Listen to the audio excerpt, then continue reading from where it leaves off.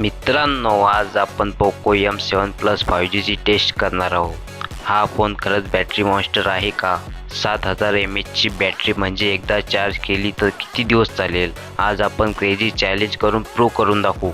फोनमध्ये 6.9 inch HD plus LCD display आहेत, ज्यात 144 हर्ट्झ रिफ्रेश रेट मिळतो. म्हणजे गेमिंग, स्क्रोलिंग, यूट्यूब सगळं बेटर स्मूथ दिसणार आपल्याला. स्नॅपड्रॅगन 6S Gen 3 प्रोसेसर आहे. हा 6nm टेक्नॉलॉजीवर आहे, म्हणजे कमी हीटिंग आणि जास्त परफॉर्मन्स. 6GB आणि 8GB रॅम व्हेरियंट येतात. हा फोन 7000 mAh बॅटरीसोबत येतो.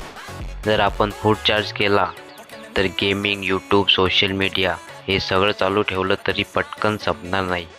शिवाय 33 व्होल्ट फास्ट चार्जिंग आणि 18 व्होल्ट रिव्हर्स चार्जिंग सुद्धा आहे. कॅमेरा सेटअप साधा आहे पण पॉवरफुल आहे. 50 मेगापिक्सल ड्युअल कॅमेरा आणि 8 मेगापिक्सल सेल्फी कॅमेरा. नाईट मोड आणि AI फीचर्स मिळणार. किंमत ऐकून तुम्ही धक्का व्हाल. एवढ्या दमदार फीचर्स नंतर हा फोन फक्त 13,000 पासून सुरू होत आहे. तर मित्रांनो, पोको M7 Plus 5G खरंच एक बजेट बॅटरी मॉन्स्टर आहे. तुम्हाला काय वाटतं?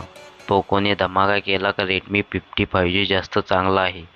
कमेंटमध्ये नक्की सांगा. व्हिडिओ लाईक करा, शेअर करा आणि चॅनलला सबस्क्राईब करायला विसरू नका.